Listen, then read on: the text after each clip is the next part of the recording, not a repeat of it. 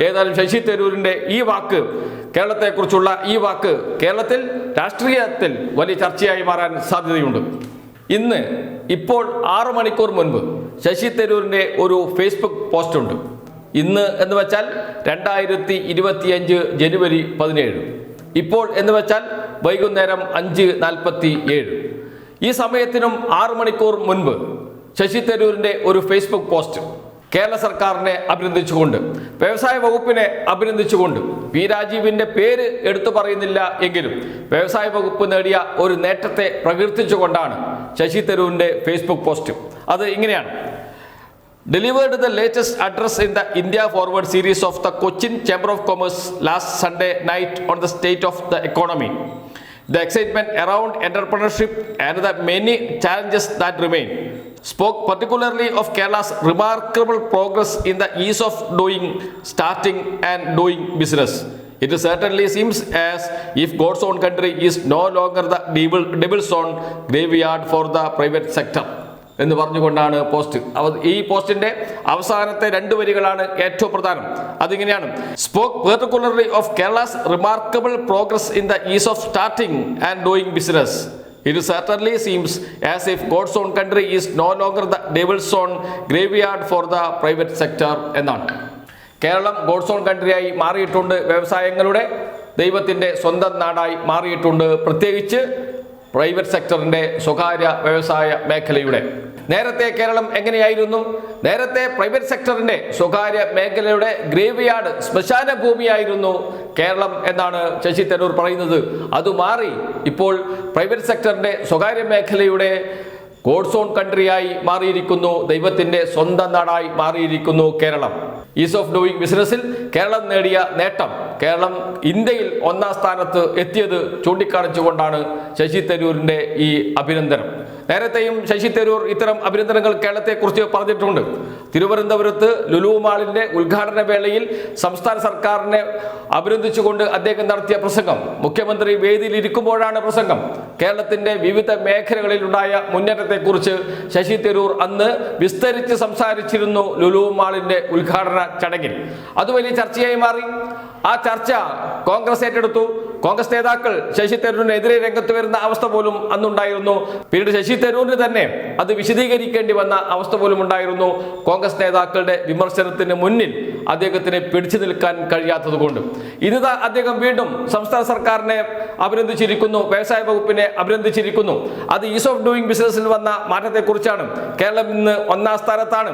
കേരളത്തിലേക്ക് നിരവധി അന്താരാഷ്ട്ര കമ്പനികൾ വന്നുകൊണ്ടിരിക്കുന്നു.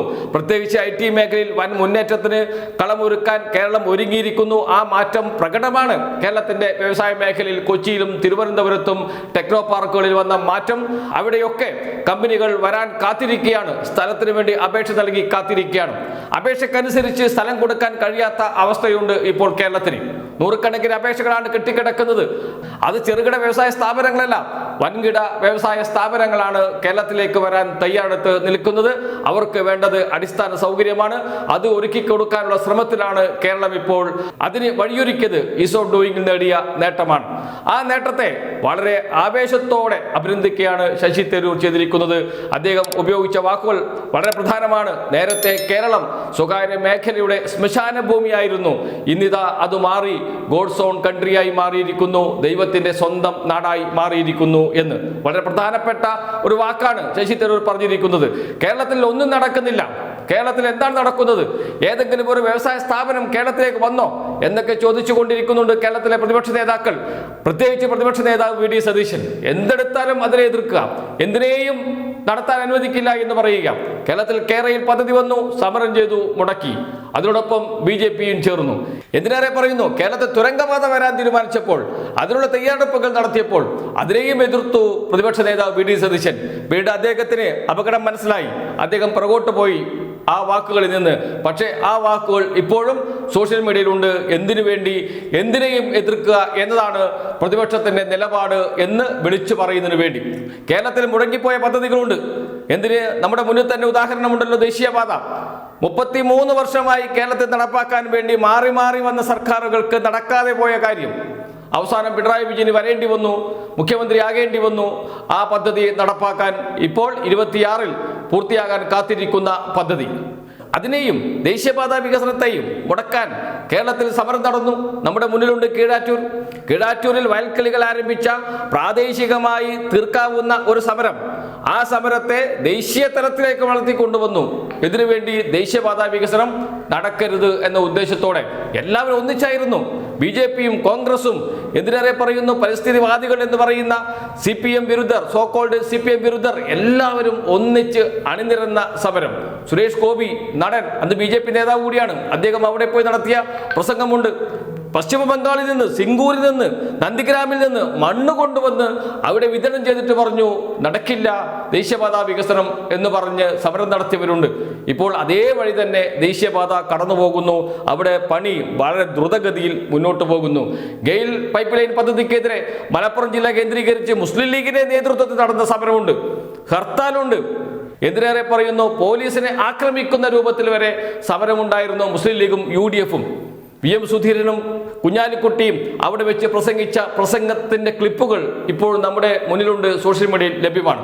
എന്ന് വെച്ചാൽ എന്ത് പദ്ധതി വരുമ്പോഴും അതിനെ എതിർക്കുക എന്ന സമീപനമാണ് കേരളത്തിൽ പ്രതിപക്ഷം നടത്തിക്കൊണ്ടിരിക്കുന്നത്. അപ്പോഴാണ് ശശി തരൂരിന്റെ അഭിനന്ദനം വരുന്നത്.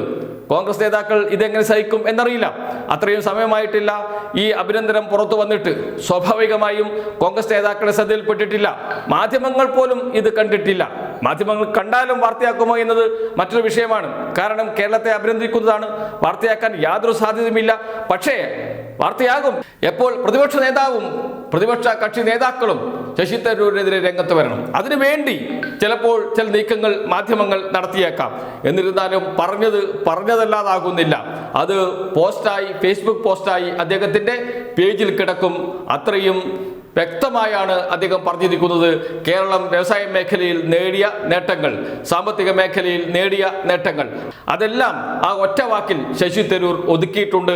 ഇതിനോട് കോൺഗ്രസ് നേതാക്കൾ എങ്ങനെ പ്രതികരിക്കും എന്നതേ ഇനി അറിയാനുള്ളൂ. വരും ദിവസങ്ങളിൽ നമുക്ക് പ്രതീക്ഷിക്കാം. ശശി തരൂരിനെ ഒറ്റപ്പെടുത്തുന്ന നിലപാടായിരിക്കുമോ സ്വീകരിക്കുക, അതല്ല മൗനം പാലിക്കുമോ കോൺഗ്രസ് നേതാക്കൾ എന്നതേ അറിയാനുള്ളൂ. നിയമസഭാ സമ്മേളനം നടക്കുകയാണ്.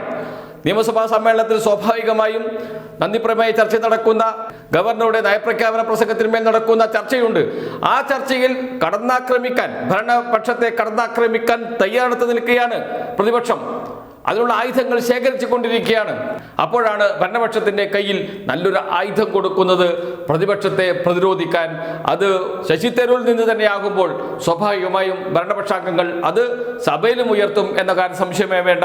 നിയമസഭയിലും ഇത് വലിയ ചർച്ചകൾക്കും പരസ്പരം ഏറ്റുമുട്ടലുകൾക്കും ഇടയാക്കും എന്ന കാര്യത്തിലും സംശയമില്ല. ഏതായാലും ശശി തരൂരിന്റെ ഈ വാക്ക്, കേരളത്തെക്കുറിച്ചുള്ള ഈ വാക്ക് കേരളത്തിൽ രാഷ്ട്രീയത്തിൽ വലിയ ചർച്ചയായി മാറാൻ സാധ്യതയുണ്ട്.